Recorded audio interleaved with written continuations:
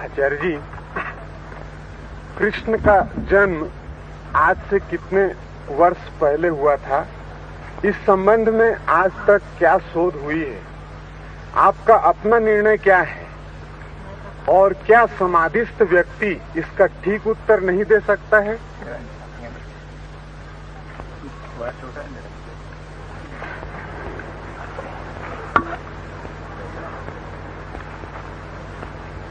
कृष्ण कब जन्मे, कब मरे, इसका कोई हिसाब नहीं रखा गया है। न रखने का कारण, जिन्हें हम सोचते हैं कि जो कभी जन्मते नहीं और कभी मरते नहीं, उनका हिसाब रखना हमने उचित नहीं माना। हिसाब उनका रखना उचित है जो कभी जन्मते हैं और मरते हैं। उनका हिसाब रखने का क्या अर्थ है जो कभी जन्मते ही नहीं और मरते ही नहीं?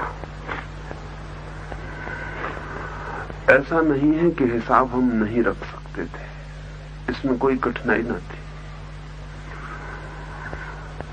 लेकिन वैसा हिसाब कृष्ण के व्यक्तित्व के बिल्कुल ही खिलाफ पड़ता है।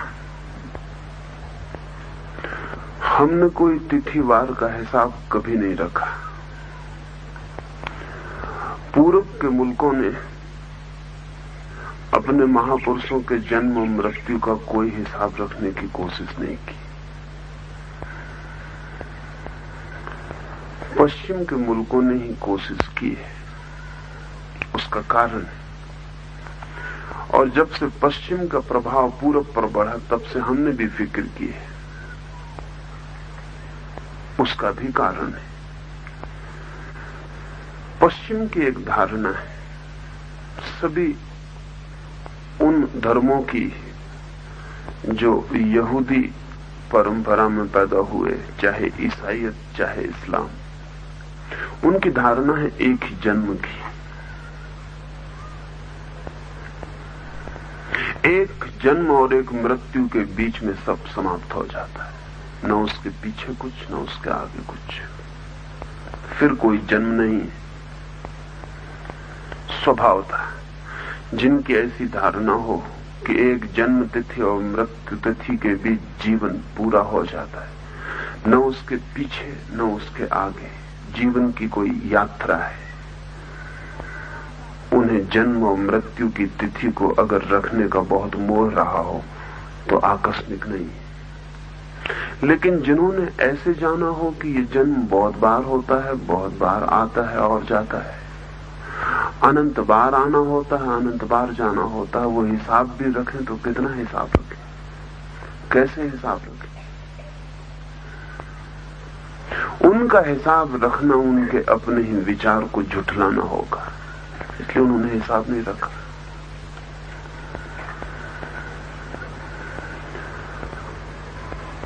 जानकर ही ये हुआ है,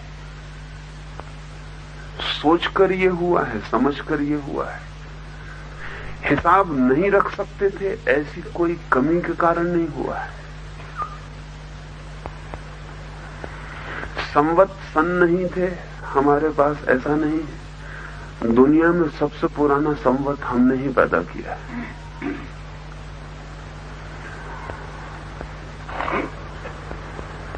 लेकिन जान के हमने ये बात छोड़ दी।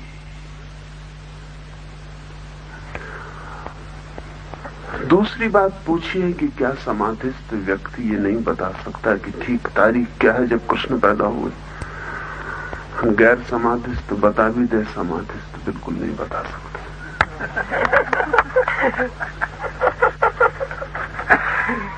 क्योंकि समाधि का समय से कोई संबंध नहीं है। समाधि जहां शुरू होती है वहां समय समाप्त हो जाता है। समाधि नॉन टेम्पोरल है, समय का उससे कोई वास्ता नहीं, वो कालातीत है। समाधि का अर्थ ही है समय के बाहर हो जाना। जहां घड़ी पल मिट जाते हैं, जहां परिवर्तन सो जाता है, जहां वही रह जाता है जो सदा से है, जहां अतीत नहीं होता, जहां भविष्य नहीं होता, जहां सिर्फ वर्तमान रह जाता है, जहां घड़ी के कांटे एकदम ठहर जाते हैं और नहीं चलते।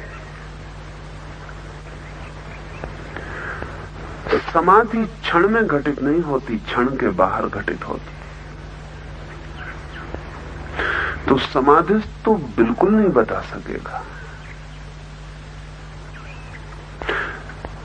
कृष्ण कब पैदा हुए और मरे, ये तो बता नहीं सकेगा। समाधिस्थ ये भी बता नहीं सकेगा कि मैं कब पैदा हुआ और कब समाप्त हो जाऊं।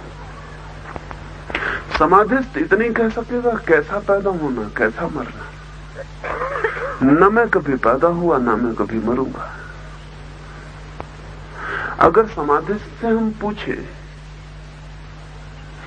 कि ये जो समय की धारा बह रही है, ये जो क्षण आते हैं और जाते हैं, ये कुछ आता है व्यतीत हो जाता है, कुछ आता है आ रहा है, कुछ अतीत हो गया है, कुछ भविष्य है, इसके संबंध में क्या ख्याल है?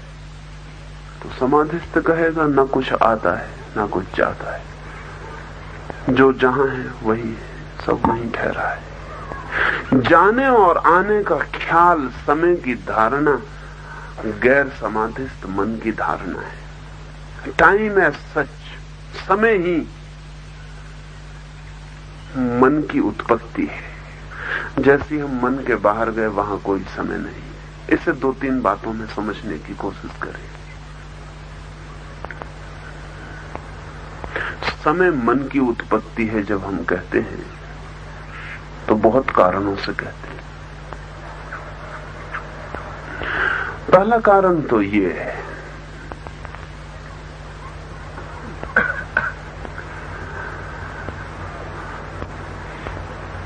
कि अगर आप सुख में हैं तो समय सिकुड़ जाता है, अगर आप दुख में हैं तो समय फैल जाता है।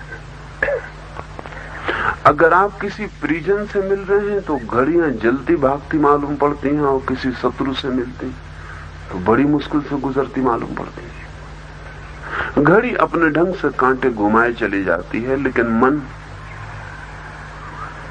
अगर रात घर में कोई मर रहा है, मरण शैया पर पड़ा है, तो रात कटती हुई मालूम नहीं होती, रात बहुत लंबी हो जाती।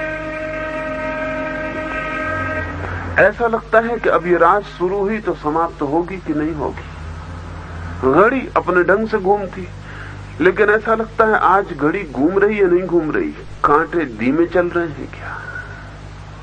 लेकिन कोई परिजन आ गया है, रात ऐसे बीत जाती है जैसे क्षण में बीत गई, और डर लगता है कि अब बीती जल्दी बीत रही। घड़ी जल्दी क्यों चल रही है?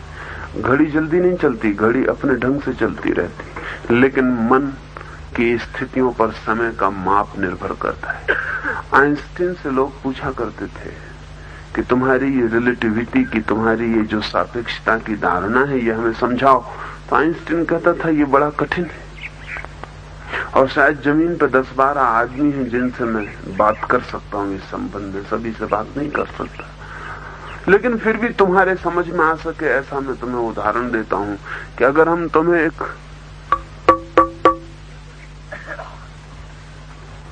तुम दोनों तैयार करना, मन की ही धारणा है।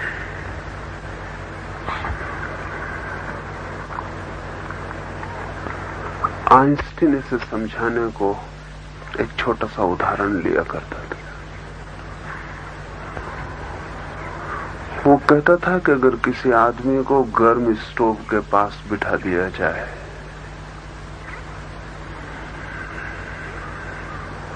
तो समय और तरह से बीतता है। उसे अपनी प्रेयसी के पास बिठा दिया जाए तो समय और तरह से बीतता है।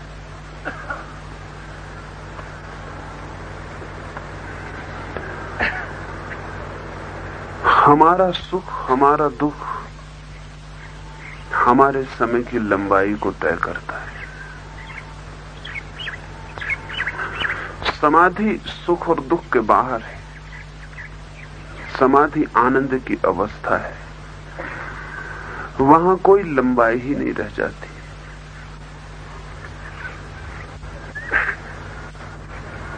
वहां समय बचता ही नहीं।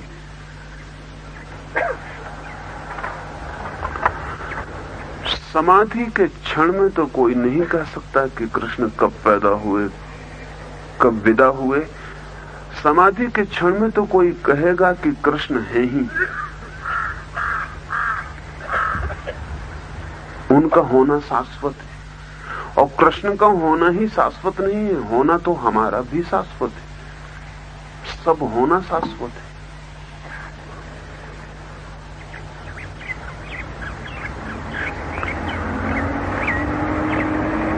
रात आप स्वप्न देखते हैं, शायद कभी ख्याल न किया हो कि स्वप्न में समय की स्थिति बिल्कुल बदल जाती है जागने से। एक आदमी ने झपकी ली है क्षण भर को, और वो सपना देखता है इतना बड़ा जिसे देखने में वर्ष भर लग जाए।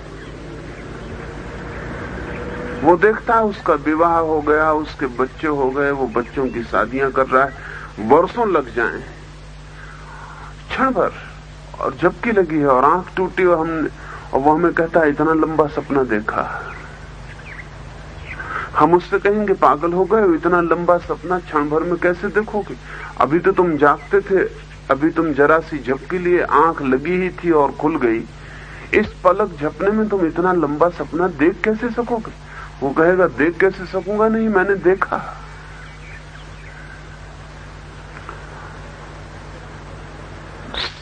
स्वप्न में मन बदल जाता है, इसलिए समय की धारणा बदल जाती है। गहरी नींद में, सुसुप्ति में समय नहीं रह जाता। इसलिए आप जब बताते हैं कि रात बहुत गहरी नींद आई,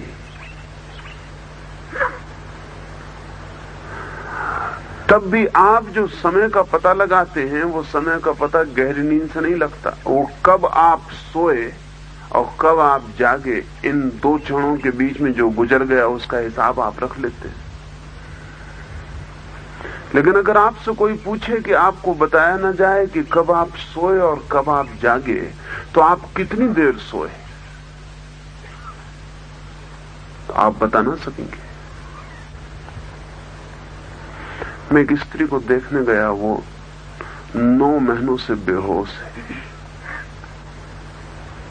और चिकित्सक कहते हैं वो 3 साल तक बेहोश रहेगी और शायद बेहोशी में ही मरेगी। संभावना कम है कि उसका होश वापस आए। अगर 3 साल बाद वो स्त्री होश में आई, तो क्या बता सकेगी कि 3 साल बेहोश थी? इधर घड़ी हजारों बार घूम गई होगी, इधर कैलेंडर हजारों बार फट गया होगा,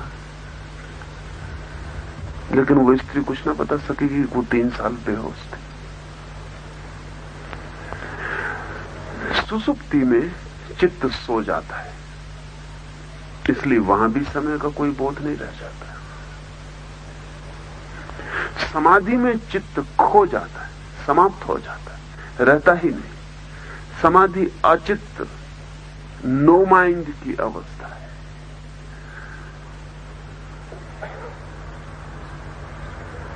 समाधि से कोई पता नहीं चलेगा कि कृष्ण कब हुए और कब नहीं हुए। एक जैन फकीर हुआ रिंझाई, उसने एक दिन सुबह अपने वक्तव्य में कहा कि पागलों, कौन कहता है कि बुद्ध हुए?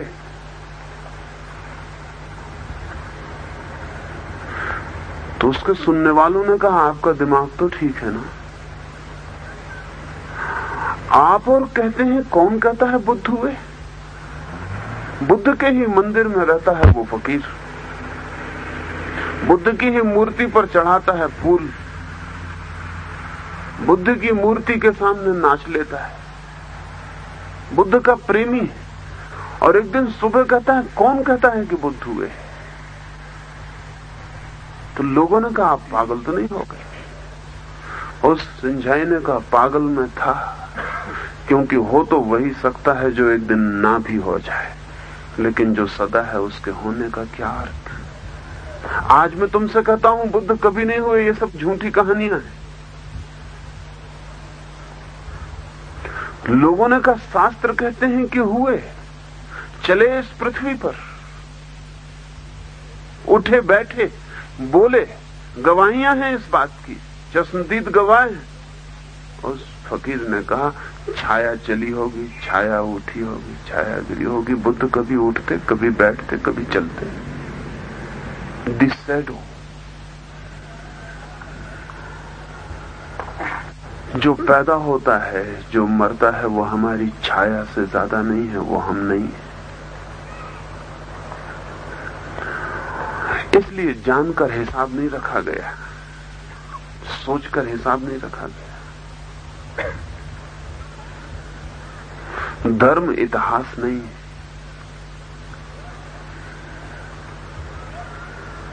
इतिहास होता है उसका जो आता है जाता है, इतिवृत्त, शुरू होता है, समाप्त होता है, आदि होता है, अंत होता है। धर्म इतिहास नहीं, धर्म सनातन है। सनातन का अर्थ होता है जो सदा है। इसमें कोई तिथियों का हिसाब नहीं रखा गया। इसलिए कोई समाधिस्थ व्यक्ति न कह सकेगा कब हुए कब ना हुए। कहने की कोई जरूरत भी नहीं, कहने का कोई अर्थ भी नहीं। कहना सिर्फ नासमझी से निकलता है। हम ही कब हुए हैं और कब नहीं हो जाएंगे, सदा से हैं। इटर्निटी शाश्वतता है। लेकिन हमें तो समय का हिसाब है पूरे वक्त। सुबह होती है, सांझ होती है, घड़ियां बीतती हैं, गुजरती हैं। हमें समय का ख्याल है। हम समय से ही सब नापने चलते हैं। हमारे पास एक गज है समय का, हम उससे ही नापते हैं। हमारा नापना स्वाभाविक है, सत्य नहीं। हमारी समझ जैसी है वैसा हमारा नाप है। हमारा नाप वैसा ही है जैसे कुएं के मेंढक ने सागर से आए मेंढक से कहा था कि तेरा सागर कितना बड़ा है। कुएं में छलांग लगाई आधे कुएं में और कहा इतना बड़ा। सागर से आए मेंढक ने कहा माफ कर, तेरे कुएं से कोई हिसाब ना बैठेगा। तो उसने कहा और क्या बड़ा होगा। उसने पूरी छलांग लगाई, कुएं के एक कोने से दूसरे कोने तक छलांग लगा दी। कहा इतना बड़ा। लेकिन जब सागर के मेंढक की आंखों में फिर भी संदेह देखा तो उस कुएं के मेंढक ने कहा तेरा दिमाग खराब मालूम होता है, कुएं से बड़ी कोई जगह है। एक और रास्ता है। उसने कहा आखिरी माप तुझे बता देता हूं। उसने कुएं का पूरा गोल चक्कर लगाया और उसने कहा इतना बड़ा। सागर के मेंढक ने कहा कि भाई तेरे कुएं से हम सागर को नापेंगे तो बहुत मुश्किल में पड़ जाएंगे, ये कोई इकाई ही नहीं बनती। तो कुएं के मेंढक ने कहा बाहर हो जाओ कुएं के। कुएं से बड़ी कोई चीज कभी देखी? आकाश भी कुएं के बराबर ही देखा है। जब भी उस कुएं के मेंढक ने ऊपर देखा तो आकाश भी कुएं के बराबर ही दिखाई पड़ा था। उसने कहा आकाश जो सबसे बड़ी चीज है वो भी कुएं से बड़ी नहीं। सागर क्या तुम्हारा आकाश से भी बड़ा हो जाए? हम समय के कुएं में जीते। सब चीजें आती हैं जाती हैं।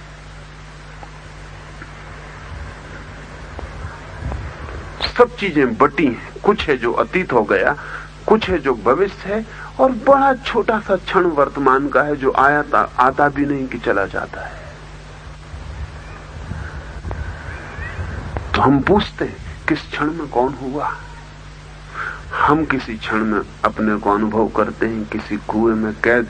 इसलिए हम पूछते हैं कि वे किस कुएं में थे, किस क्षण की सीमा में थे। नहीं, न जीसस, न बुद्ध, न महावीर, न कृष्ण, नहीं कोई समय की सीमा में बांधे जा सकते। हम बांधते हैं वो हमारी सीमाओं का आग्रह है। जिस दिन पश्चिम की समझ और थोड़ी बढ़ेगी उस दिन वो क्राइस्ट के जन्मदिन और मृत्यु दिन को भूल जाएगा, छोड़ देगा।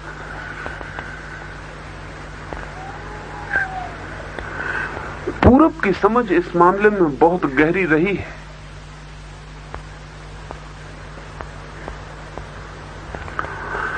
इसके कारण कई अजीब घटनाएं घट गई। इसलिए हमारे जो सोचने के ढंग हैं और कहने के ढंग हैं वो दुनिया नहीं समझ पाती।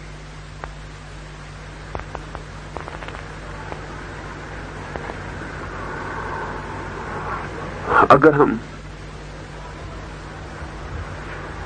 तीर्थंकरों की उम्र की बात पूछने जाएं तो कोई लाखों वर्ष जीता है, कोई करोड़ों वर्ष जीता है। अब ये कोई कैसे मानेगा? ये नहीं हो सकता। कोई हजारों फीट ऊंचा है, किसी का सिर आकाश को छूता है, ये कैसे हो सकता है? ये कोई मानेगा नहीं। मानने की बात भी नहीं, समझने की बात है। अगर कुएं का मेंढक बहुत ही हिम्मत करे तो वो क्या कहेगा? वो कहेगा 1000 कुएं के बराबर होगा। और क्या करे? लाख कुएं के बराबर होगा, करोड़ कुएं के बराबर होगा। कोई संख्या तो होनी ही चाहिए, कुएं से ही नापा जाना चाहिए सागर। तो जो अनादि है, जो सनातन है, उनको हम कहेंगे करोड़ वर्ष है उनकी उम्र, लेकिन वर्ष तो मौजूद रहेगा ही, उससे ही हम नापेंगे। जिनका और छोर नहीं तो हम कहेंगे जमीन पर उनके पैर होते हैं, सिर आकाश को छूता है, लेकिन फिर भी गज और फीट से ही नाप चलेगा। जो जानते थे उन्होंने ये सब मापदंड तोड़ दिए। उन्होंने कहा हम ये हिसाब भी छोड़ते हैं, हम ये हिसाब रखते ही नहीं। बिना हिसाब के कृष्ण है। समाधिस्थ इस संबंध में इतना ही कहेगा, वो सदा है। आचार्य जी, 22 का हिसाब रखा जा सका, वो 1970 साल पहले हुए, तो क्या कृष्ण का हिसाब नहीं रखा जा सकता? रखा जा सकता था। आसपास जो लोग थे उन पर निर्भर करती है बात। जीसस के आसपास जो लोग थे उन पर निर्भर हुआ। जीसस ने नहीं रखा है हिसाब, क्योंकि जीसस के अगर वचन देखो तो समझोगे। जीसस का एक वचन है, अब्राहम एक पैगंबर हुआ जीसस के सैकड़ों वर्ष पहले। जीसस से किसी ने पूछा कि अब्राहम तो आपके पहले हुआ, तो जीसस ने कहा no, before Abraham was I was. इसके पहले कि अब्राहम था मैं था।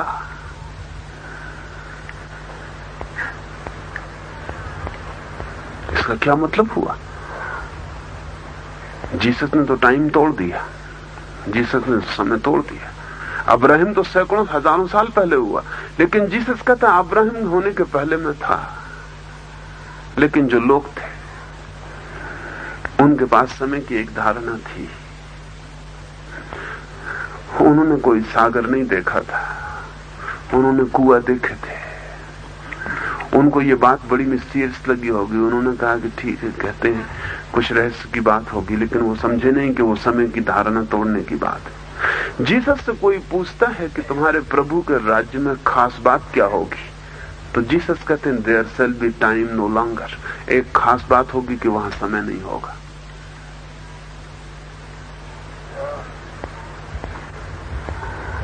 लेकिन जो लोग आसपास थे, रिकॉर्ड जीसस थोड़ी इकट्ठा करते हैं, रिकॉर्ड कृष्ण थोड़ी रखते हैं, रिकॉर्ड आसपास के लोग रखते हैं। कृष्ण के आसपास जो लोग थे वैसे लोग जीसस को नहीं मिले। इस मामले में इस जमीन पर जो लोग पैदा हुए उनका सौभाग्य बहुत और है। कृष्ण के आसपास जो लोग थे वैसे लोग जीसस को नहीं मिले। जीसस के आसपास काखागाह की कक्षा के लोग थे, इसलिए तो उन्होंने उनको सूली पर लटका दिया, क्योंकि वो आदमी इतना बेबूझ हो गया कि सिवाय मारने के कोई उपाय ना रहा।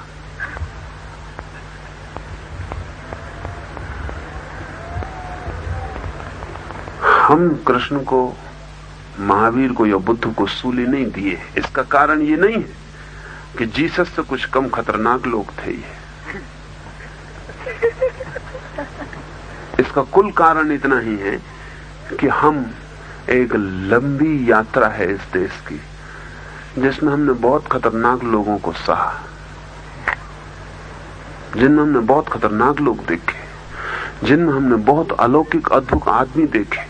हम धीरे धीरे राजी हो गए और हमारे पास कुछ समझ पैदा होगी जिसका हम उपयोग कर सके।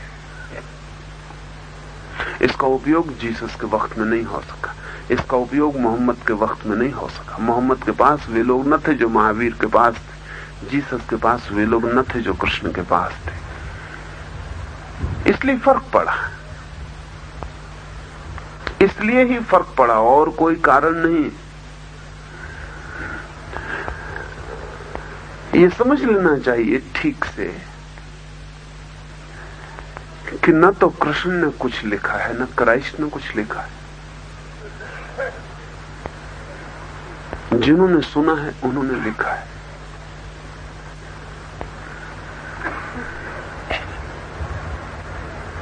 क्राइस्ट एक गांव में ठहरे हुए,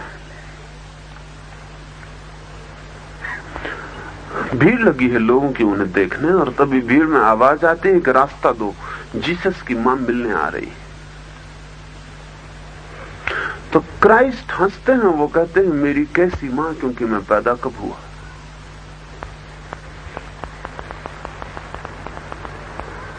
लेकिन रिकॉर्ड रखने वालों ने तारीख तय रखी, उन्होंने लिख लिया कि वो कब पैदा हुए। अब ये आदमी कहता है कैसी मेरी मां, कौन मेरी मां, मैं कब पैदा हुआ, मैं सदा से हूं।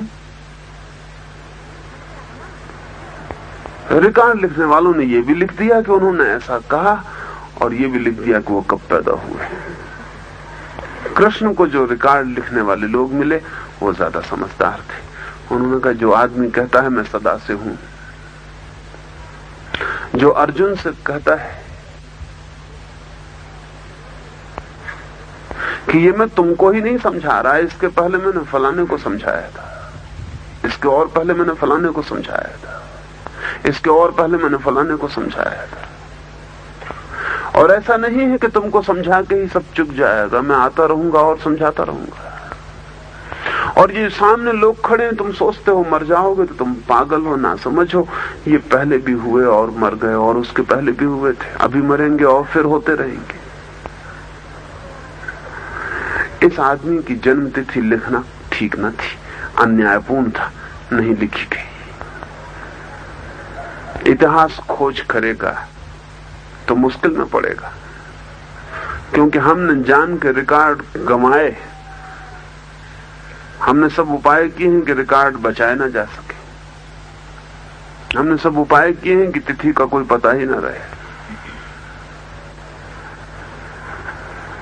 उपनिषद किसने लिखे, वेद किसने लिखे, लेखक का नाम जान के गंवाया गया है। क्योंकि वो जो कह रहा था वो कह रहा था कि ये मैं नहीं कह रहा हूं, ये परमात्मा बोल रहा है, तो कोई जरूरत नहीं है, मुझे छोड़ा जा सकता है, मेरे बिना काम चल सकता है। पश्चिम ने रिकॉर्ड रखे। जीसस जगह जगह कहते हैं ये मैं नहीं बोल रहा हूं, वो परमपिता जो आकाश में है वही बोल रहा है। Not I but my father speaks. लेकिन लिखने वाला तो लिखेगा कि जीसस के वचन है।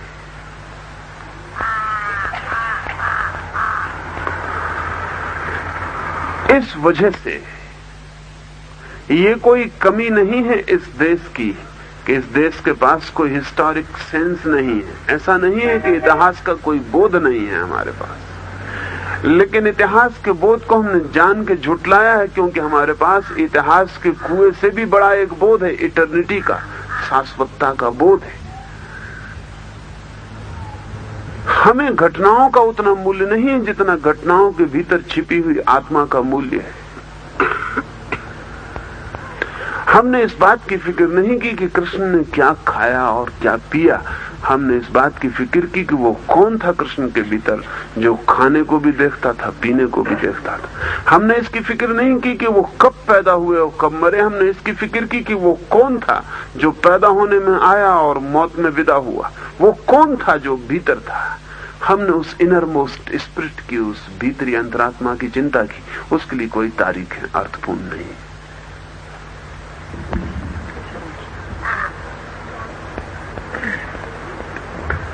आचार्य जी, यह ठीक है कि कृष्ण या क्राइस्ट जैसे लोगों का आत्मिक व्यक्तित्व इटर्नल है, लेकिन वर्णित शरीर तो आता है और जाता है।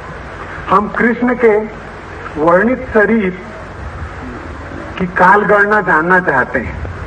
कृष्ण लीलाएं कब हुई, महाभारत कब हुआ, यह स्थूल घटनाएं तो जानी जा सकती हैं, इसकी कुछ जानकारी हो।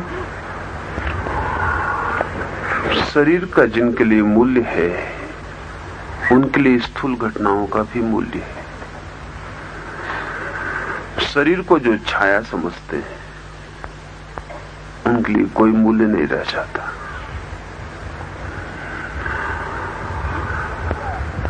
कृष्ण कहते ही नहीं कि ये जो शरीर दिखाई पड़ रहा है ये मैं हूं। जीसस भी नहीं कहते कि शरीर जो दिखाई पड़ रहा है ये मैं हूं।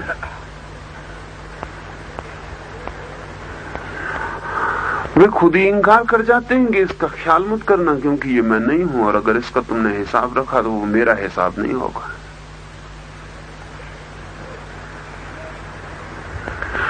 बुद्ध के मरने के बाद 500 वर्षों तक बुद्ध की कोई प्रतिमा नहीं बनाई गई,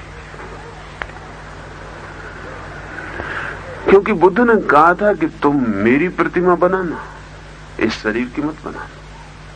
लेकिन अब कैसे हम बुद्ध की प्रतिमा बनाए? तो 500 वर्ष तक बुद्ध के मरने के बाद बुद्ध जिस वृक्ष के नीचे बैठते थे, बोधि वृक्ष, जहां वो घटना घटी जिससे वे बुद्ध हुए, उस वृक्ष का ही चित्र बना के जगह नीचे खाली छोड़ देते थे।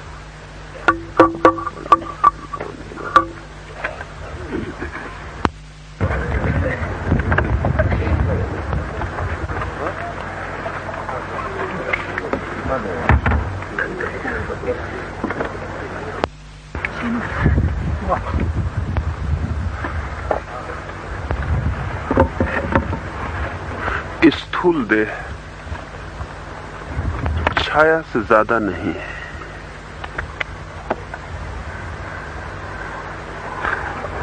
उसके हिसाब रखने का कोई प्रयोजन भी नहीं। जिन्होंने भी उसका हिसाब रखा है उन्होंने इसीलिए हिसाब रखा है कि उन्हें सूक्ष्म का कोई पता नहीं है।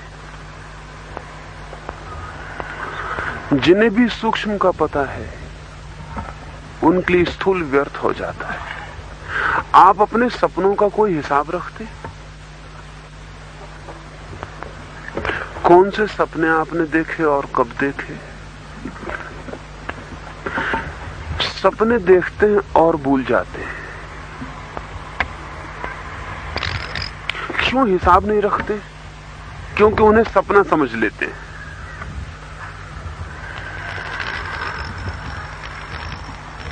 कृष्ण की जो जिंदगी हमें दिखाई पड़ती है वो सपने से ज्यादा नहीं है।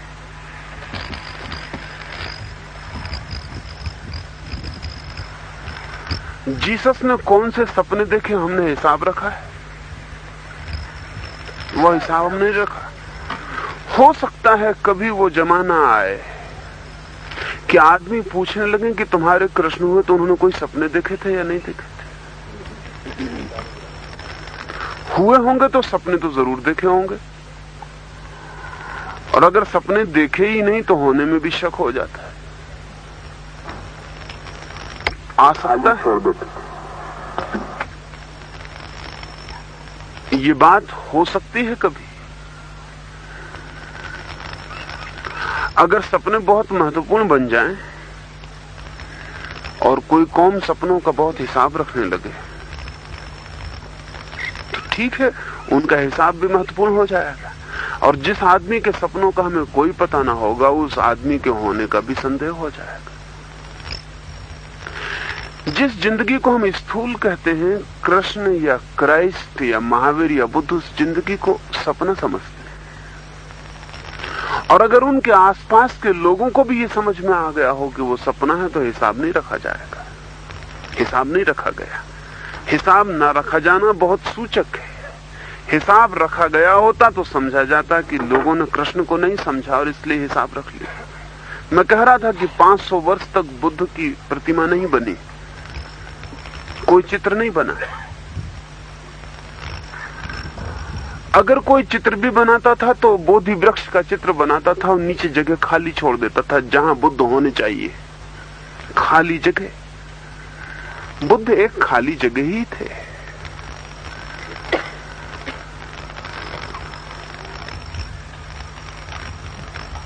ये 500 साल बाद चित्र और मूर्तियां बनाई गई, क्योंकि 500 साल में वे लोग खो गए जिन्होंने समझा था कि बुद्ध की स्थूल जिंदगी तो सिर्फ सपना है।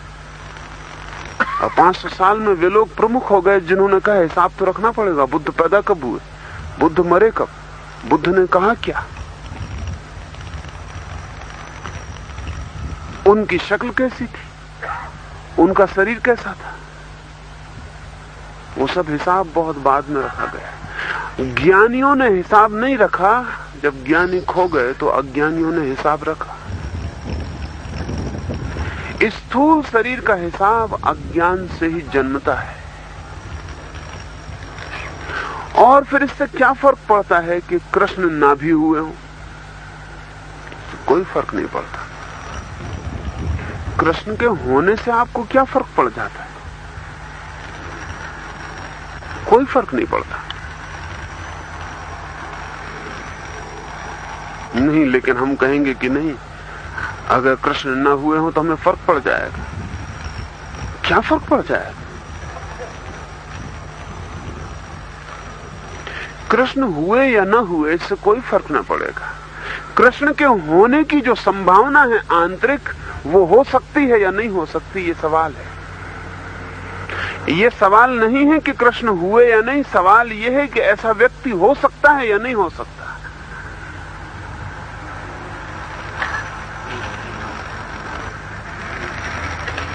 हो जाने से कोई फर्क नहीं पड़ता है। हो सकता है या नहीं हो सकता। अगर हो सकता है तो हुए तो भी कोई फर्क नहीं पड़ता, और अगर नहीं हो सकता है तो भी हुए हैं तो कोई फर्क नहीं पड़ता। समाधिस्थ चित्त को तो इससे कोई प्रयोजन नहीं है।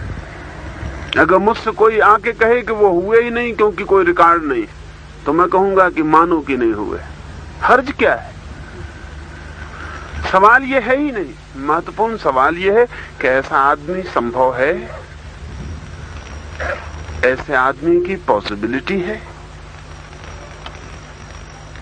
अगर आपके मन को यह समझ में आ जाए कि ऐसा आदमी संभव है तो आपकी जिंदगी बदल सकती है। ये भी पक्का हो जाए, पत्थर मिल जाए लिखे हुए कि वो हुए, सारी कहानी मिल जाए, और आपका मन इस बात को मानने को राजी ना हो कि ऐसा व्यक्ति हो सकता है, तो आप कहेंगे कि नहीं, लिखा है पत्थरों पर, लिखा है किताबों में, लेकिन कहानी होगी, ये आदमी हो नहीं सकता क्योंकि इसकी संभावना नहीं है।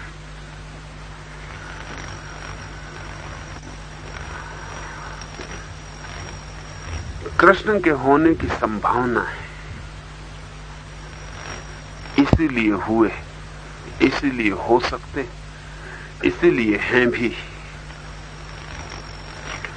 लेकिन ये आंतरिक व्यक्तित्व को ध्यान में लेने की जरूरत है। हमें तो शरीर दिखाई पड़ता है, वो जो आंतरिक है वो दिखाई नहीं पड़ता। तो हम बहुत उत्सुक होते हैं उस शरीर में। बुद्ध मर रहे हैं और कोई उनसे पूछता है कि आप मरने के बाद कहां होंगे?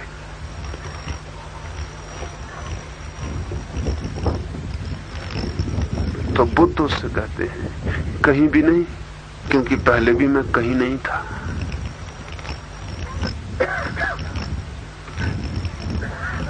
और जो तुम्हें दिखाई पड़ रहा है वो मैं नहीं हूं, और जो मुझे दिखाई पड़ रहा है वो मैं हूं। इसलिए बाहर की जिंदगी सिर्फ देखी गई एक कहानी और एक नाटक हो जाती है। उसका कोई मूल्य नहीं है। उसका मूल्य नहीं है, इस बात को बहुत जोर से कहने के लिए हमने कोई हिसाब नहीं रखा है, और हम कभी आगे भी उसका कोई हिसाब देने वाले नहीं। लेकिन इस मुल्क का मन कमजोर पड़ा है और वो भयभीत भी हुआ है। उसे डर पैदा हो गया है कि क्राइस्ट तो हिस्टोरिक मालूम पड़ते हैं, ऐतिहासिक मालूम पड़ते हैं, हमारे कृष्ण कहानी मालूम पड़ते हैं कृष्ण, और क्राइस्ट के मुकाबले हमारे पास कोई प्रमाण नहीं है। क्राइस्ट के लिए तो प्रमाण है।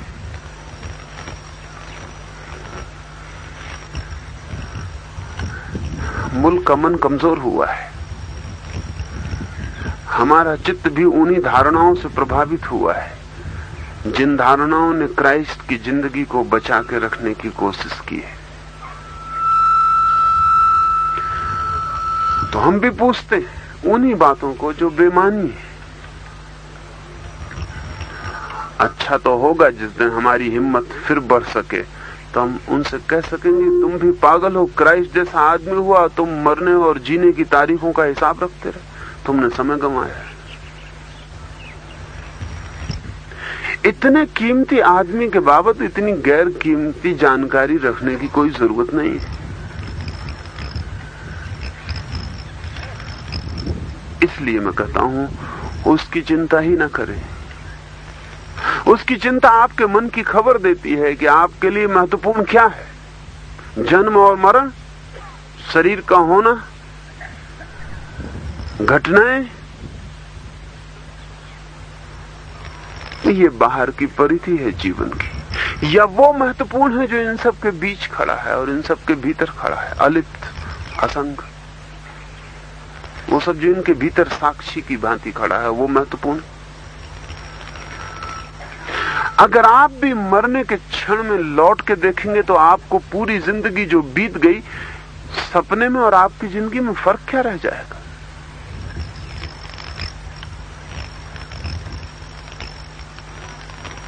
आज भी आप लौट के देखें अपनी पिछली जिंदगी को तो वो आप जिए थे सच में या सपना देखा था, इन दोनों में फर्क कैसे कर पाएंगे? आप कैसे तय कर पाएंगे कि सच में ही मैं ये जिया था जो मुझे याद आता है, या मैंने सपना देखा था? च्वांग त्से ने एक बहुत गहरी मजाक की। च्वांग त्से एक दिन सुबह उठा और उसने कहा कि मैं बड़ी मुश्किल में पड़ गया हूं, सब इकट्ठे हो जाओ, मेरी मुश्किल को हल करो। उसके आश्रम के सारे लोग इकट्ठे हो गए। बड़े हैरान हुए क्योंकि उन सबकी मुश्किलें च्वांग त्से हमेशा हल करता था। वो भी मुश्किल में पड़ सकता है ये उन्होंने सोचा भी नहीं था। उन्होंने पूछा तुम और मुश्किल में? हम तो सोचते थे तुम मुश्किल के पार चले गए। च्वांग त्से ने कहा मुश्किल ऐसी ही जिसको पार की मुश्किल कह सकते हो। उन्होंने कहा क्या है सवाल तुम्हारा? च्वांग त्से ने कहा रात मैंने एक सपना देखा कि मैं तितली हो गया हूं और फूलों पर उड़ रहा हूं। तो उन्होंने कहा इसमें क्या मुश्किल, हम सभी सपने देखते हैं। च्वांग त्से ने कहा मामला खत्म नहीं होता। सुबह मैं उठा और मैंने देखा कि मैं फिर च्वांग त्से हो गया हूं। अब सवाल यह है कि कहीं ऐसा तो नहीं है कि तितली सो गई हो और सपना देख रही हो कि च्वांग त्से हो गई। अगर आदमी सो के सपना अगर आदमी सपने में तितली हो सकता तो तितली सपने में आदमी हो सकती। तो मैं तुमसे ये पूछता हूं कि असली क्या है? रात मैंने जो सपना देखा तितली होने का, वो च्वांग त्से सपना देख रहा था या अब तितली सपना देख रही? अब मैं बड़ी मुश्किल में पड़ गया हूं। उस आश्रम के लोगों ने कहा यह हमसे हल ना हो सकेगा, आपने तो हमें भी मुश्किल में डाल दिया। अभी तक तो हम निश्चिंत थे कि रात जो देखते हैं वो सपना है और दिन जो देखते हैं वो असलियत है। लेकिन च्वांग त्से ने कहा पागलो, जब रात तुम जो देखते हो तो दिन जो देखा था वो भूल जाता है। उसी तरह जैसे दिन जब तुम जागते हो तो वो भूल जाता है जो सपना था। बल्कि एक और मजे की बात है, दिन में जाग के रात का सपना तो थोड़ा याद भी रह जाता है, लेकिन रात में सपने में सोते वक्त दिन का जागा हुआ बिल्कुल याद नहीं रह जाता।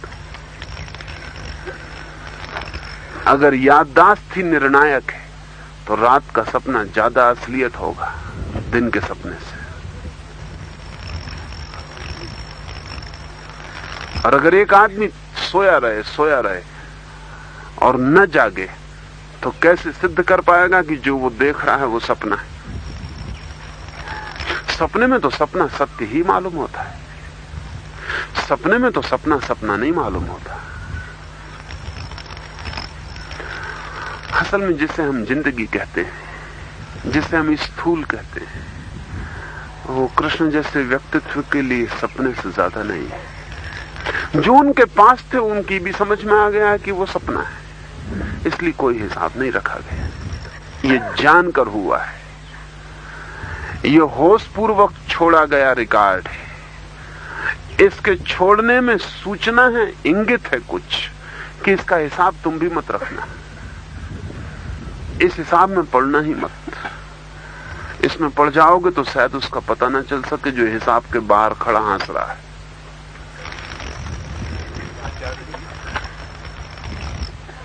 आपसे हम पूर्ण सहमत है।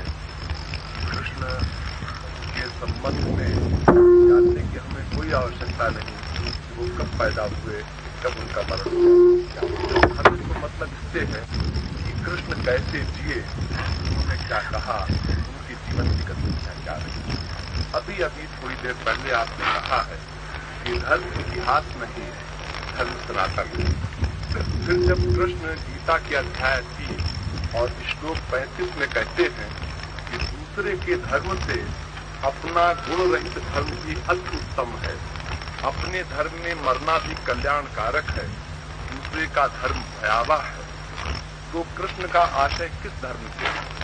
उस धर्म से जो रूढ़िगत है, जो व्यक्तिगत है, जो व्यक्तिगत है, अथवा उस धर्म से जो शाश्वत है और सनातन है और सबका है। धर्म को अच्छा और बुरा, अपना और पराया कहने की क्या जरूरत थी कृष्ण?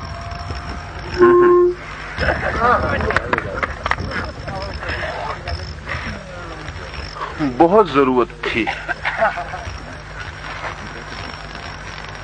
कृष्ण जब कहते हैं कि स्वयं के धर्म में मर जाना भी श्रेयस्कर है, स्वधर्मे निधनम श्रेया, और दूसरे के धर्म में मरना बहुत भयावह है, तो 2-3 बातें समझ लेनी जरूरी है।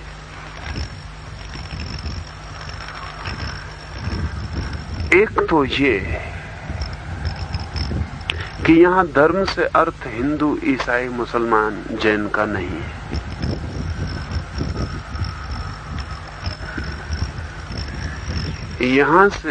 यहां जो धर्म का फासला वे कर रहे हैं वो स्वा और पर का है। वो स्वा कौन है? हिंदू है, मुसलमान है, ईसाई है, इससे कोई प्रयोजन नहीं है। यहां जो सवाल है वो निजता और परता का है।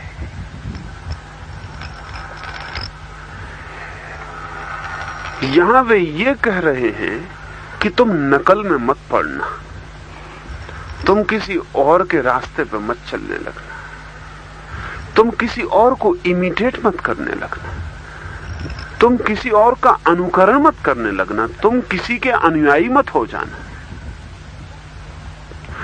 तुम किसी को गुरु मत बना लेना, तुम अपने गुरु रहना, तुम अपनी निजता को किसी से आच्छादित मत हो जाने देना, तुम किसी के पीछे मत चढ़ पड़ना, क्योंकि कोई कहीं जा रहा है, हो सकता है वो उसकी निजता हो और तुम्हारे लिए परतंत्रता बन जाए, और बनेगी ही। महावीर के लिए जो निजता है वो किसी दूसरे के लिए निजता नहीं हो सकती। क्राइस्ट के लिए जो मार्ग है वो किसी दूसरे के लिए मार्ग नहीं हो सकता। उसके कारण हम कहीं भी जाएंगे तो हम स्वयं होकर ही जा सकते हैं। पहुंचकर खो जाएगा स्वा, लेकिन अभी है, और जिस दिन स्वा खो जाएगा उस दिन पर भी खो जाएगा। उस दिन जो धर्म उपलब्ध होगा वो धर्म शाश्वत है, सनातन है। लेकिन अभी हम सागर की तरह नहीं, नदियों की तरह अभी हर नदी को अपने रास्ते से जाना होगा सागर तक। सागर में पहुंच के नदियां भी खो जाएंगी, रास्ते भी खो जाएंगे। लेकिन ये बात नदियों से की जा रही, सागर से नहीं की जा रही। ये बात अर्जुन से की जा रही है, ये बात नदी से की जा रही है। कृष्ण नदी से कहते हैं अपना मार्ग छोड़ के दूसरी नदी के मार्ग पर मत पड़ जाना। दूसरी नदी का अपना मार्ग है, अपनी गति है, अपनी दिशा है। वो अपने मार्ग, अपनी गति, अपनी दिशा से सागर तक पहुंचेगी। और तू भी नदी है, तो अपना मार्ग, अपनी गति, अपना रास्ता बनाना और सागर तक पहुंच जाना। नदी है तो सागर तक पहुंच ही जाएगी। कोई नदी बंधे बंधाए रास्तों पर नहीं चलती, कोई जीवन बंधे बंधाए रास्तों पर नहीं चल सकता। और जब भी हम दूसरे का अनुकरण करेंगे तब हमारे लिए बंधा बंधाया रास्ता रेडीमेड मिल जाता है।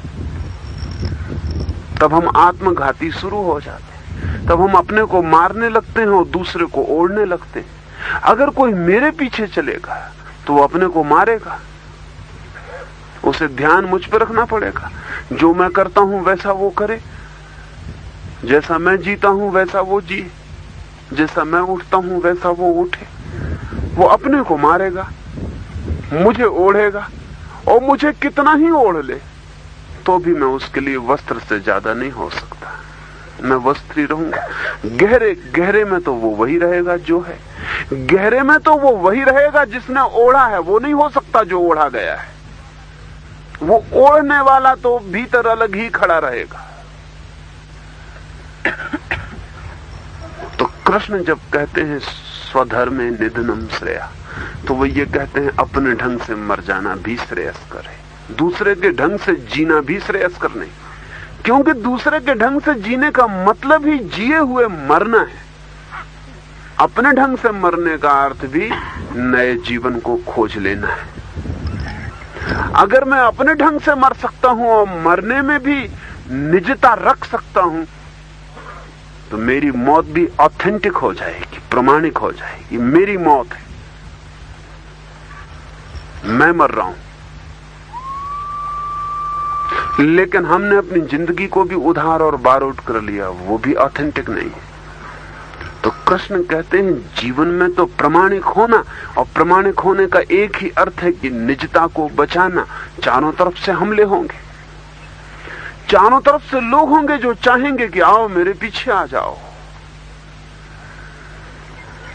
असल में अगर कोई और मेरे पीछे चले तो मेरे अहंकार को बड़ी तृप्ति मिलती।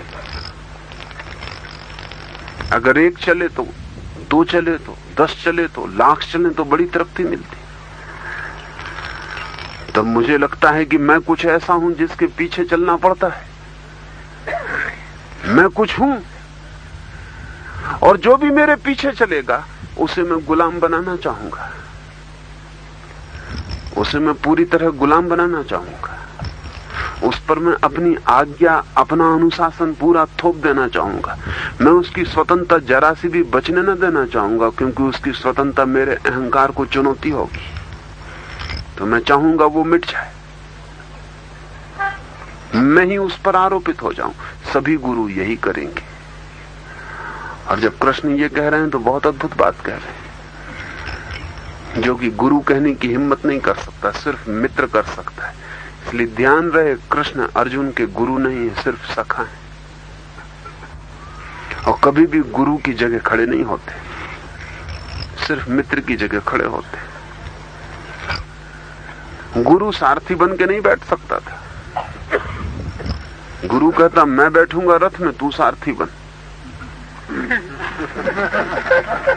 गुरु कहता मैं और लगाम पकड़ूं और घोड़ा चलाऊं, मैं बैठूंगा रथ में, तू घोड़ा बन, तू लगाम बन। कृष्ण बैठ सके सारथी बन के, बड़ी अद्भुत घटना है। ये घटना ये कहती है कि नाता मित्रता का है। मित्रता में नीचे और ऊपर कोई नहीं होता।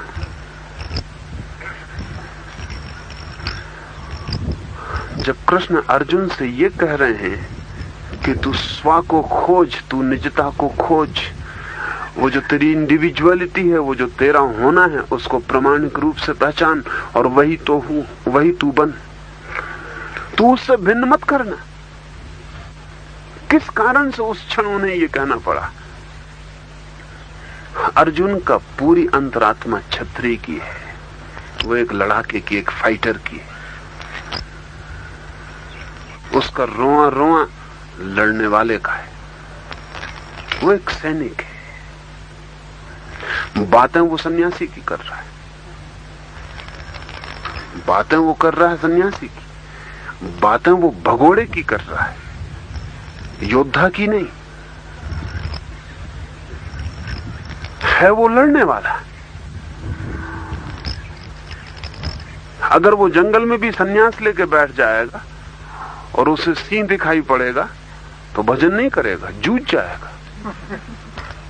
वो आदमी न तो ब्राह्मण है, वो न आदमी वैश्य, न वो आदमी शूद्र है, न वो श्रम करके आनंद पा सकता है, न वो ज्ञान की चर्चा करके आनंद पा सकता है, न वो धन कमा के आनंद पा सकता है। उसका आनंद चुनौती में, उसका आनंद कहीं जूझ जाने में। वो किसी अभियान में ही अपने को पा सकता है, किसी एडवेंचर में ही अपने को पा सकता है। लेकिन बातें वो दूसरी कर रहा है, वो स्वधर्म से च्युत हो रहा है। तो कृष्ण उससे कहते हैं कि तू बातें कैसी कर रहा है? मैं तो सोचता था तू क्षत्रिय है। मैंने तो समझा था अर्जुन कि तू लड़ाका है, तू एस्केपिस्ट नहीं है, तू भगोड़ा नहीं है, तू बातें पलायनवादी की कर रहा है।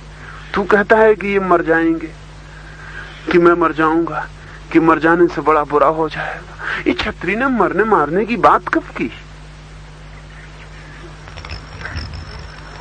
तू कहीं किसी और को तो नहीं ओढ़ रहा, कहीं तूने सुनी सुनाई बातें तो नहीं अपने ऊपर ओढ़ ली, क्योंकि सुनी सुनाई बातें ओढ़ के तू कुछ कर ना पाएगा, तू भटक जाएगा। तू जो है उसकी खोज कर। अगर तू ब्राह्मणी है तो कृष्ण ना कहेंगे उसको कि तू लड़, कृष्ण कहेंगे अगर तू ब्राह्मण है तो जा। वो अर्जुन भी कहने की हिम्मत नहीं जुटा सकता कि वो ब्राह्मण है, वो ब्राह्मण है नहीं। उसके सारे व्यक्तित्व की जो धार है वो तलवार की है। उसके हाथ में तलवार हो तो ही वो निखरेगा। युद्ध के गहरे क्षण में ही वो अपनी आत्मा को खोज पाएगा। उसे अपनी आत्मा और कहीं मिलने वाली नहीं है। इसलिए वो उससे कहते हैं कि अपने धर्म में मर जाना भी बेहतर है, तू क्षत्रिय होकर मर जा। अगर तुझे मारना भी ना जचता हो तो मरना तो जच ही सकता है। तू लड़ो मर जा, लेकिन लड़ने से मत भाग, क्योंकि उससे भाग के तू जिएगा जरूर, लेकिन वो मरा हुआ जीना होगा, वो डेड लाइफ होगी। और डेड लाइफ से लिविंग डेथ बेहतर है। धर्म से वहां प्रयोजन हिंदू मुसलमान ईसाई से नहीं, धर्म से वहां प्रयोजन निजताओं से है। और इस मुल्क ने निजताओं को 4 बड़े विभाग में बांटा है, जिनको हम वर्ण कहते रहे हैं। वो मोटे विभाजन है निजताओं के। ऐसा नहीं है कि 2 ब्राह्मण एक जैसे होते हैं या 2 क्षत्रिय एक जैसे होते हैं। नहीं, 2 क्षत्रिय भी 2 जैसे होते हैं, लेकिन फिर भी क्षत्रिय होने की एक समानता, एक सिमिलैरिटी उनमें होती है। और मनुष्य को बहुत खोजबीन करके 4 हिस्सों में बांटा है। कोई है जो सेवा किए बिना रस न पा सकेगा। ऐसा नहीं है कि वो नीचा है, वहां भूल हो गई। वहां जिन्होंने जाना था उनके ऊपर जो नहीं जानते थे उन्होंने नियम ठहरा दिए। जिन्होंने जाना था उनका कहना कुल इतना था कि कोई है जो सेवा करके ही कुछ आनंद पा सकेगा।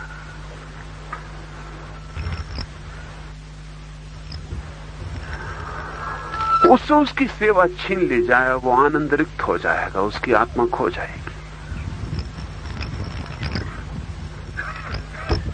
कोई स्त्री मेरे पास आती, वो कहती 2 क्षण मुझे पैर दाब लेने दे। न मैंने उससे कहा, न मैंने उसे आग्रह किया, न इस पैर दाबने से उसे कुछ मिलेगा। लेकिन उसे क्या हो रहा है?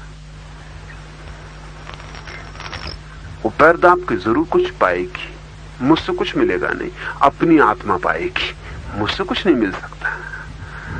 लेकिन अगर उसका सेवा उसका रस है तो वो अपनी आत्मा पाएगी, वो अपनी निजता पाएगी।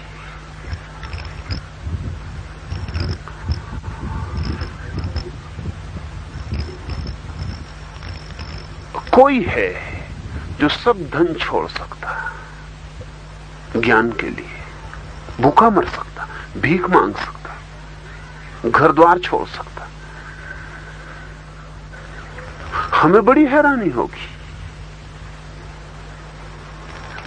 एक वैज्ञानिक है, वो एक जहर को अपनी जीभ पर रख सकता है इस बात का पता लगाने के लिए कि क्या आदमी इससे मर जाता। मरेगा, लेकिन ब्राह्मण है वो, ज्ञान की उसकी खोज है। वो अपनी आत्मा को पालेगा, जहर को जीभ पे रख के जान लेगा कि हां इससे आदमी मर जाता। इसको शायद कहने को भी ना बचे वो, या हो सकता है कह पाए किसी तरह, या कुछ जहर तो ऐसे हैं कि जिनको वो कह ना पाएगा, लेकिन उसका मर जाना ही कह देगा। इससे भी वो तृप्त होगा, इससे भी वो अपनी आत्मा को पालेगा। हमें बड़ी हैरानी होगी कि पागल है यह आदमी। हजार सुख थे इस दुनिया में, उन्हें छोड़ के जहर की जांच करने गया। कोई और रास्ता न था, कुछ और जांच नहीं कर सकता था। जांच ही कर लेनी थी तो कुछ और कर लेता। इसे क्या हो गया? इसके चित्त की जो धारा है वो जानने की। इसे सेवा से कोई रस न मिलेगा। इसे कोई कितना ही कहे कि पैर दबाने से किसी के मुझे बहुत रस आता है, ये कहता है कि अगर तुम्हें आता हो तो तुम मेरे पैर दबा दो, बाकी मैं दबा तो मुझे कुछ नहीं आता। इसकी समझ के बाहर पड़ेगा। कोई है जो कि किसी युद्ध के क्षण में, वो युद्ध चाहे किसी भांति का हो, किसी युद्ध के क्षण में ही वो अपनी पूरी चमक को पा लेता है। उसकी पूरी चमक युद्ध के क्षण में ही निखरती।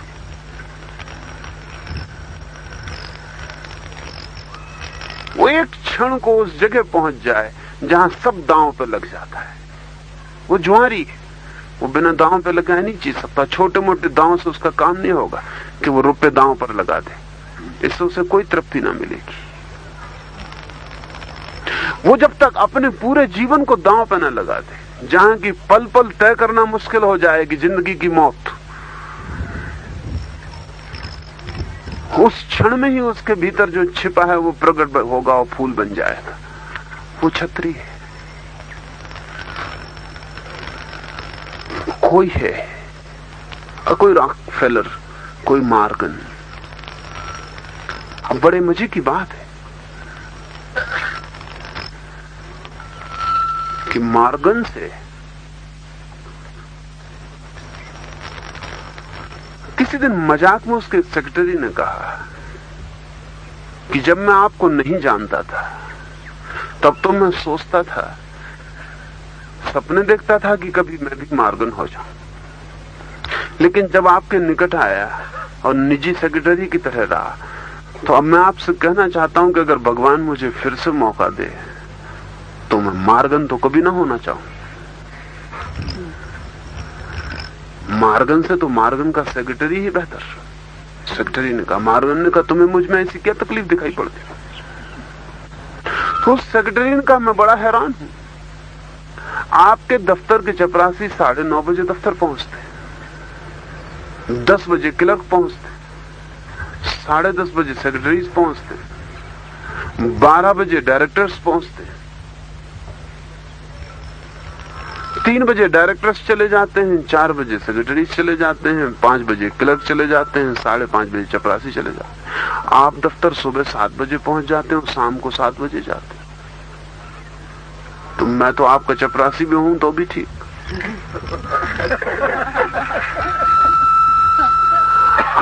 आप ये क्या कर रहे हैं? मॉर्गन को वो आदमी ना समझ सकेगा। मार्गन के पास वैश्य का चित्त है, वो तृप्त हो रहा है, वो अपनी आत्मा को खोज रहा है। वो हंसता है, वो कहता है चपरासी हो के 9:30 बजे आने में कहां वो आनंद जो मालिक हो के सुबह 7 बजे आने।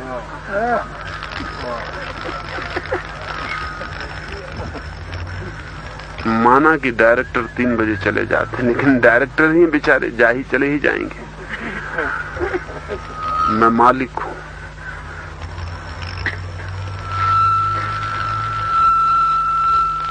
अब ये व्यक्ति किसी गहरी मालकियत में ही तृप्त हो सकता है। इस मुल्क ने हजारों लाखों व्यक्तियों का हजारों साल के अध्ययन के बाद ये तय किया था कि आदमी 4 मोटी विभाजन में बांटे जा सकते हैं। इस विभाजन में कोई नीचा ऊपर न था, कोई हायरार्की न थी। लेकिन बहुत जल्दी जो नहीं जानते थे उन्होंने हायरार्की तय कर दी कि कौन नीचा कौन ऊपर। उससे कष्ट खड़ा हो गया। वर्ण की तो अपनी वैज्ञानिकता है, लेकिन वर्ण व्यवस्था का अपना दंश है। वर्ण को व्यवस्था बनाने की जरूरत नहीं है। वो एक इंसाइट है, एक अंतर्दृष्टि है मनुष्य के व्यक्तित्वों में, और व्यक्तित्व ऐसे हैं। तो कृष्ण अर्जुन से ये कह रहे हैं कि तू ठीक से पहचान ले तू है कौन, और तू जो है उसी में मर, और तू जो नहीं है उसमें जीने का पागलपन मत कर।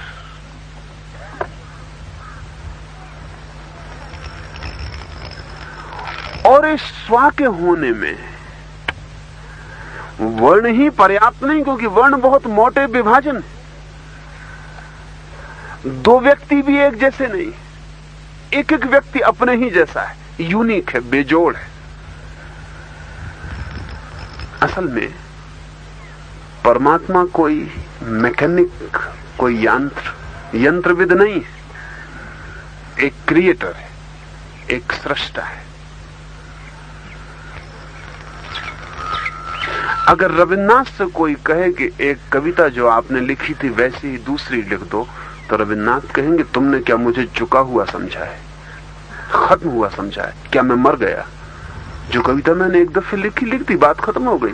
अब दोबारा मैं वही लिखूं तो मतलब हुआ कि मेरा कवि मर चुका, अब मैं दूसरी कविता लिख सकता हूं। कोई चित्रकार दोबारा वही चित्र नहीं बना सकता। एक दफा बहुत मजे की घटना घटी। पिकासो का एक चित्र 3 या 4 लाख रुपए में बिका। जिसने खरीदा था वो पिकासो के पास दिखाने लाया। उसने कहा ये ऑथेंटिक तो है ना, प्रमाणिक तो है ना, आपका ही है ना बनाया हुआ, कोई नकल तो नहीं? पिकासो ने कहा ऑथेंटिक नहीं है, नकल है। तो मुफ्त पैसा खराब किया। उस आदमी ने कहा क्या कह रहे हैं आप? लेकिन आपकी पत्नी ने गवाही दी है कि आपने ही बनाया है। पिकासो की पत्नी आ गई और उसने कहा कि ये बात तो आप गलत कह रहे हैं, ये चित्र तो आपका बनाया हुआ है, मैंने आपको बनाते देखा, ये दस्तखत आपके हैं, ये नकल नहीं है। पिकासो ने कहा ये मैंने कब कहा कि मैंने नहीं बनाया? ये मैंने नहीं कहा, लेकिन ये मेरे पुराने चित्र की प्रतिकृति है, मैंने फिर इसे बनाया। ये नकली है, ऑथेंटिक नहीं है। इसका पिकासो से क्या लेना देना? इसको कोई दूसरा चित्रकार भी उतार सकता था। इसको बनाते वक्त मैं क्रिएटर नहीं था, इसको बनाते वक्त मैं सिर्फ इमिटेटर था, तो मैं फिर इमिटेट कर दिया। तो मैं नहीं कह सकता कि ये प्रमाणिक है। पिकासो का बनाया हुआ मैं नहीं कह सकता, पिकासो का उतारा हुआ किसी पिछले पिकासो की नकल है। वो जो पहला चित्र था ऑथेंटिक था, वो मैंने बनाया था, वो मैंने उतारा नहीं था। परमात्मा सृजन कर रहा है, वो एक सा दूसरा पत्ता नहीं बनाता, एक सा दूसरा फूल नहीं बनाता, एक सा दूसरा कंकड़ नहीं बनाता, एक सा दूसरा आदमी नहीं बनाता, और चुक नहीं गया। जिस दिन चुक जाएगा उस दिन वो रिपीट करना शुरू कर देगा, वो नॉन ऑथेंटिक आदमी बनाने लगेगा। अभी वो महावीर एक दफा बनाता है, कृष्ण एक दफा बनाता है, बुद्ध एक दफा, आपको भी एक ही दफा बनाता, आपको भी दोबारा नहीं दोहराएगा। ये बड़ी गरिमा की बात है, ऐसे बड़े गौरव की। आप एक दफे ही बनाए गए, न पहले न पीछे न आगे। अब आप नहीं दोहराए जाएंगे। तो जो आप हैं उसकी निजता को आप नकल में मत गंवा देना, क्योंकि परमात्मा ने तक नकल नहीं की, उसने आपको नया बनाया, और आप कहीं उसको नकली मत कर लेना। इसलिए कृष्ण कहते हैं स्वधर्मे निधनम स्तेया, अपने ही धर्म में मर जाना बेहतर। पर धर्मो भयावह, दूसरे का धर्म बहुत भय का है, उससे बचना, उससे सावधान रहना, उससे भयभीत रहना। भूल के भी दूसरे के रास्ते मत जाना, भूल के भी दूसरा बनने की कोशिश मत करना। स्वयं बनने की चेष्टा ही धर्म है। नदी के लिए, सागर के लिए तो ना कोई स्वयं है ना कोई पर है, लेकिन वो सिद्धि की बात है। वो आखिरी जगह है जहां हम पहुंचते हैं। जहां से हम चलते हैं वो जगह नहीं है। जहां से हम चलते हैं वहां से हमें व्यक्ति की तरह चलना होगा। जहां हम पहुंचते हैं वहां हम अव्यक्ति हो जाते हैं। वहां न कोई स्व है न कोई पर है, लेकिन उस जगह पहुंचेंगे आप स्व की तरह, पर की तरह वहां आप कभी न पहुंचेंगे। उसको ध्यान में रख के वो बात कही गई है। आपने कहा जरा सा स्वधर्म में निजनम श्रेय जो अर्जुन ने कहा, और पर धर्म भया बोला, वो तो आप ऑथेंटिक बीइंग कहते हैं। और जो शास्त्रत्व है, वो चार बड़े ब्रॉड चीजें, उसमें वो मेरे ख्याल से ऐसा था कि कृष्ण जिसको प्रज्ञावाद कह के उसको दबाते और बहुत कुशलता से दबाते हुए, तब ऐसा भी होता है कि शास्त्र का जो टेम्पररी ट्रांजिटरी जो उसका स्टेज था, उसको ट्रांसेंड कर लांग कर वो ब्राह्मण बनना चाहता था मेरे ख्याल में। जब उसको विषाद हुआ, जब उसको कारुण्य हुआ, तब वो स्वधर्म में जाता था। कृष्ण ने रोककर उसको फिर शास्त्र में लाने का प्रयत्न किया, ऐसा उसको लगता है। और फिर ये भी बात है कि कृष्ण, आप कहते हैं कि उसको छोड़कर, अर्जुन को स्वतंत्र छोड़कर उसको दबाते नहीं और वो उनको स्वतंत्र रखते हैं। गीता का जब प्रारंभ होता है तब धनंजय कृष्ण को कहता है, शिष्य से हम शादी में काम प्रपन्न, शिष्य बनकर कहता है। बाद में गीता की सारी धारा, और हमें गीता की पूर्णाहुति में ऐसा वाक्य मिलता है, करिष्ये वचनम तब। तब अर्जुन और कृष्ण ने क्या क्या उसने गुजारा होगा कि अर्जुन को ऐसा कहना पड़ा कि करिष्ये वचनम तब। तब वो गुरुडम हो गया, गुरु मानने लगा। और पहले भी शिष्य था, इसमें जो भी प्रोसेस हुआ उसमें भी आखिर बाद में उसका मतलब ये भी हो सकता है कि वो प्रभावित गुरु नहीं थे। यूं युद्ध करवाने के लिए अर्जुन को प्रवृत्त कर सकते हैं कृष्ण, मगर ये भी तकलीफ मुसीबत हो जाती है कि अर्जुन का ऑथेंटिक बीइंग नहीं रह सकता, क्योंकि वो कृष्ण की बांधी हुई घाट फंसी हुई अर्जुन की अमृत धारा समझा। कॉन्शियसनेस है, वो समझ। इसमें दो तीन बातें समझनी चाहिए। एक,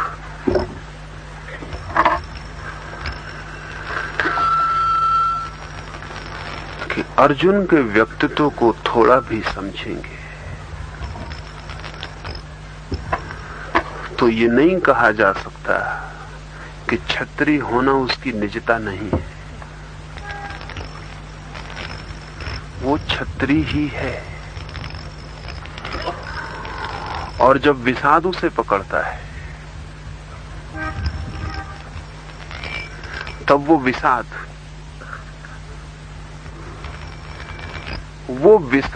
क्षण भर को आई हुई अगर उनके सामने युद्ध के मैदान में सगे संबंधी ना होते तो अर्जुन बिल्कुल मूलियों की तरह उन्हें काट सकता था। अर्जुन को विषाद हिंसा के कारण नहीं पकड़ रहा है, ममत्व के कारण पकड़ रहा है। अर्जुन को ऐसा नहीं लग रहा है कि मारना बुरा है, मारना बुरा है ये तो वो फिर रैशनलाइजेशंस खोज रहा है।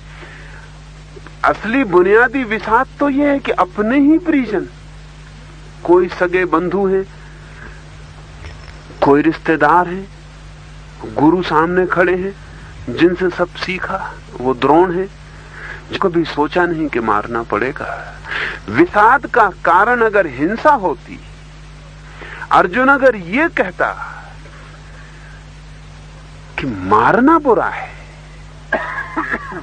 मुझे विषाद पकड़ता है मारने से, तो मारता तो वो बहुत पहले से रहा था, ये कोई मारने का पहला मौका न था। मारा उसने बहुत था, मारने से डरने वाला वो प्राणी न था, मारने से कोई भय उसे लगता न था। भय लग रहा है अपनों को मारने से, एक ममत्व उसे पकड़ रहा है। इसलिए ब्राह्मण होने की बात नहीं है, क्योंकि ब्राह्मण जो कह रहे हैं ममत्व छोड़ने को कह रहे हैं। अगर अर्जुन ये कहता है कि मारना ही मेरे मन में नहीं उठता, तो कृष्ण ने ये बातें न कही होती जो कही। कृष्ण महावीर को नहीं समझा सकते थे, ऐसे महावीर भी क्षत्रिय के घर में जन्मे थे, व्यवस्था से क्षत्रिय थे। जैनियों के 24 तीर्थंकर ही क्षत्रिय हैं, उनमें से कोई भी एक दूसरे वर्ण में नहीं जन्मा है। बुद्ध भी क्षत्रिय है। ये बड़े आश्चर्य की बात है कि दुनिया में अहिंसा का विचार क्षत्रियों से पैदा हुआ। कारण बिल्कुल बिना साथ के छोड़ के चले आए थे, मेरों का तो कोई सवाल न था। नहीं, उनका प्रश्न ही और था। वो प्रश्न ये था कि मारना ही क्यों, मारने का प्रयोजन ही क्या, मारने का अर्थ ही क्या, मारने में धर्म ही नहीं है, ये उनका सवाल होता। और अगर कृष्ण उनसे कहते कि स्वधर्म निधनम श्रेया, तो वो कहते कि मेरा स्वधर्म ये है कि मैं न मारूं और मर जाऊं। वो कृष्ण से कहते कि तुम अपनी बात मुझे मत कहो, वो परधर्म करते, न हटाने के लिए वो समझाते। हटाने की बात ही नहीं उठती थी, गीता घटती ही नहीं। अगर ये कृष्ण के ख्याल में होता कि ये आकाश है इसके मन का, लेकिन आकाश अचानक नहीं आता। उसकी पूरी जिंदगी अर्जुन की कहती है कि वो उसका आकाश तो क्षत्रिय का है, उसका पूरा जीवन कहता है उसका आकाश नहीं है। इसलिए कृष्ण जिसे हटाते हैं वो टेम्पररी फेज है। और मैं मानता हूं कि अगर वो स्वधर्म होता तो अर्जुन को हटने की जरूरत क्या है। कृष्ण यही तो कह रहे हैं कि अपने स्वधर्म में वो संबंध कृष्ण की तरफ से नहीं है। और अर्जुन शिष्य है, वो सीखना चाहता है, सीखना चाहता है इसलिए पूछता है। प्रश्न शिष्य करते हैं, सीखना चाहते हैं इसलिए पूछते हैं। अर्जुन पूछता है, पूछने की अपना अनुशासन है। पूछना हो तो नीचे बैठना पड़ता है, वो पूछने का हिस्सा है। पूछना हो तो हाथ फैलाने पड़ते हैं, पूछना हो तो समझने की उत्सुकता दिखानी पड़ती है, पूछना हो तो विनम्रता से समझना पड़ता है। इसमें कृष्ण नहीं, तो मैं कहता हूं संदेह करना ठीक नहीं, शक करना उचित नहीं, गुरु पे श्रद्धा रख। जब मैं कहता हूं लड़ तो लड़, समझाने की क्या जरूरत है। नहीं, इतनी लंबी गीता कृष्ण की तरफ से इस बात की सूचना है कि समझाने के लिए वो निरंतर तत्पर है। इसमें कहीं भी जल्दबाजी में नहीं है। अर्जुन बार बार वही सवाल उठाता है, सवाल नए नहीं है। गीता में सब सवाल घूम फिर के फिर वही है, लेकिन कृष्ण उससे एक बार भी नहीं कहते कि तू फिर वही पूछ लेता है। तू फिर वही पूछ लेता। अब क्रियानंद पूछ रहे हैं, वो बार बार वही पूछ रहे हैं। लेकिन इससे कोई फर्क नहीं पड़ता, इससे कोई फर्क नहीं पड़ता। तो इतनी लंबी गीता संभव हो पाई। ये गीता कृष्ण का दान नहीं है, अर्जुन की कृपा है। अर्जुन पूछे चला जाता है, इसलिए कृष्ण को कहते जाना पड़ता है। और बाद में जो हमें ऐसा लगता है कि कृष्ण ने करवा लिया, जो हमें ऐसा लगता है कि कृष्ण ने करवा लिया, अर्जुन तो भाग रहा था, इतना समझा कि कृष्ण ने युद्ध में अर्जुन को डाल दिया, ये हमें लग सकता है। ये हमें गीता सूर्य अर्जुन कहता है कि सुना सब, लेकिन मैं जाता हूं। तो कृष्ण उसे हाथ पकड़ के रोकने वाले नहीं, कोई रोकने वाला नहीं था।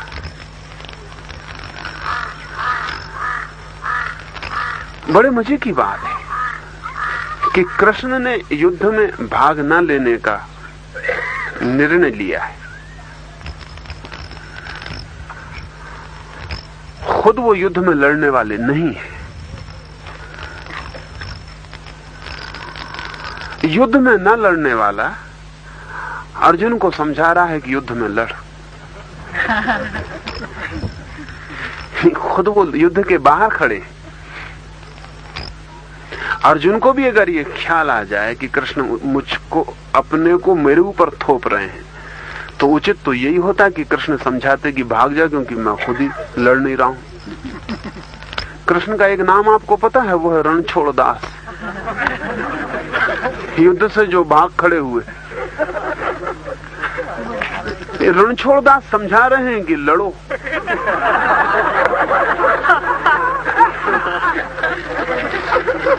अगर अपने को ही छोपना हो कृष्ण को, तो कहना चाहिए बिल्कुल ठीक, तो मेरा शिष्य हुआ, चलो हम दोनों भाग जाएं। नहीं, अपने को थोपने की बात जरा भी नहीं दिखाई पड़ती, क्योंकि कृष्ण, इसलिए हम ये ख्याल आ सकता है कि उन्होंने वही करवा लिया जो वो चाहते थे। लेकिन कृष्ण कुछ भी नहीं चाह रहे हैं, क्योंकि इस अचाह के कई अद्भुत कारण हैं। कृष्ण खुद अकेले लड़ रहे हैं अर्जुन की तरफ से, उनकी सारी फौजें लड़ रही दूसरी तरफ से। लड़ने वालों का ये ढंग नहीं है कि खुद की फौजें दुश्मन की तरफ से लड़े। कृष्ण लड़ रहे हैं पांडवों की तरफ से, और कृष्ण की सारी फौजें अकेले कृष्ण को छोड़कर लड़ रही हैं कौरवों की तरफ से। लड़ने वालों को ये ढंग कभी सुनी तरफ से। ये आदमी कोई लड़ने में बहुत रस वाला नहीं है, लड़ने से बहुत प्रयोजन नहीं है, लेकिन स्थिति लड़ने की है। और इसलिए अपने को भी दो हिस्सों में बांटा है उसने, कि बाद में आप उसको दोषारोपित न कर सके, दोषारोपण न कर सके। कृष्ण की स्थिति बहुत ही अद्भुत है, उनके सारे व्यक्तित्व की बनावट बहुत अद्भुत है। और ये लड़ाई भी बड़े मजे की है। सांझ हो जाती है, युद्ध बंद हो जाता है, और सब एक दूसरे के खेमों में गपशप करने चले जाते हैं, और एक दूसरे से जाके पूछने लगते हैं आज कौन मर गया और कौन क्या हो गया। और एक दूसरे खेमों में चर्चा चल रही है, दुख संवेदना भी है कि कौन मर गया। अकेले कृष्ण का ही मामला ऐसा नहीं है, बहुत से मामले ऐसे हैं कि कोई उस तरफ से लड़ रहा है, उसका कोई साथी इस तरफ से लड़ रहा है। और कैसे मजे की बात है कि युद्ध समाप्त हो जाता है और कृष्ण ही सलाह देते हैं पांडवों को कि वो भीष्म से जाके शांति का पाठ ले लो। भीष्म से, जो उस तरफ से युद्ध का अग्रणी, उस तरफ से युद्ध का सेनापति है। युद्ध का जो सेनापति है दुश्मन की तरफ से, उससे शांति का पाठ लेने के लिए। युद्ध असाधारण है, और इस युद्ध के मैदान पर खड़े हो गए योद्धा साधारण लड़ाई में गए हुए सैनिक नहीं है। इसलिए इसे गीता धर्म युद्ध कह पाती है। इस युद्ध को धर्म युद्ध कहने का कारण कृष्ण समझा बुझा के युद्ध नहीं करवा लेते। कृष्ण समझा बुझा के अर्जुन के क्षत्रिय होने को प्रकट कर देते। एक मूर्तिकार का मुझे स्मरण आता है। एक मूर्तिकार पत्थर छिड़ते जाते हैं, छेनी पत्थर काटती चली जाती है, फिर मूर्ति उघड़ने लगती है, फिर पूरी मूर्ति उघड़ जाती है, और फिर वो जो देखने आया है वो कहता है तुम अद्भुत कारीगर हो, तुमने जैसी मूर्ति बनाई ऐसे मैंने किसी को बनाते नहीं देखा। वो कहता है माफ करना, तुम कुछ गलत समझे, मैं मूर्ति को बनाने वाला नहीं हूं, सिर्फ उगाड़ने वाला हूं। इधर निकलता था इस पत्थर में मुझे मूर्ति दिखाई पड़ी, तो जो गैर जरूरी पत्थर थे वो भर मैंने अलग किए। इधर से गुजरता था, मूर्ति मुझे दिखाई पड़ी इस पत्थर में, क्या अरे इस पत्थर में एक मूर्ति छिपी, मैंने सिर्फ गैर जरूरी पत्थर अलग कर दिए। और का होना है उसकी निजता है। ऐसा वो आदमी था, पर हमें तो लगेगा कि मूर्ति बनाई है। ये आदमी क्या कह रहा है कि बनाई नहीं, हमने बनाते देखी है, हमने छेनी से पत्थर काटते देखा है। लेकिन ये एक मूर्तिकार का कहना नहीं, बहुत मूर्तिकारों का कहना है कि उन्हें मूर्तियां पत्थरों में पहले दिखाई पड़ती हैं, फिर वो उन्हें उघाड़ते। पत्थर बोलते हैं मूर्तिकार से कि आओ इधर, इधर कुछ छिपा है, इसे उघाड़ दो। सभी पत्थर काम नहीं आते, सभी पत्थर बेमानी है। किसी पत्थर में जहां छिपा होता है उस निजता को उघाड़ा है। इसलिए पूरी गीता एक उघाड़ने की प्रक्रिया है। एक शब्द बहुत अद्भुत इस्तेमाल करते हैं, तो वो शब्द है अद्भुत। वही शब्द मैं आपको समर्पित करता हूँ और मैं आपसे ही पूछता हूँ कि आप अद्भुत नहीं हैं। ये क्या ले आए हो? और अब तो मुझे ऐसा लगता है कि मैं भी अद्भुत हूँ। बस अभी बात करने दे, फोटो मैं लूंगा ना भाई। अच्छा थोड़ा लेता हूँ, आया तो अच्छा तो पूरा नहीं भाई। रखो बोले नहीं।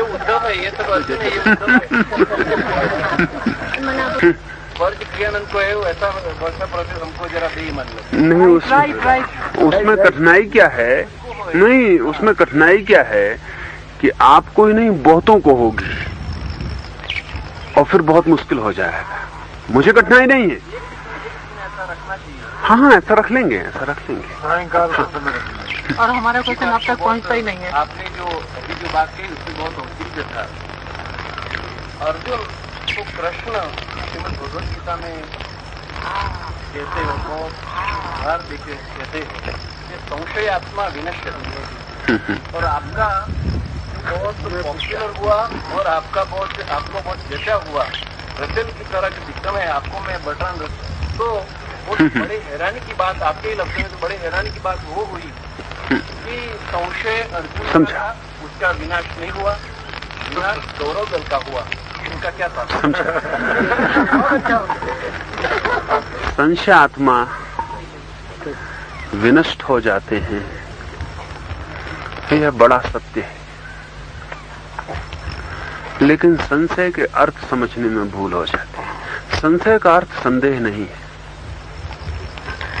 संशय का अर्थ डाउट नहीं है, संशय का अर्थ इनडिसिसिवनेस है।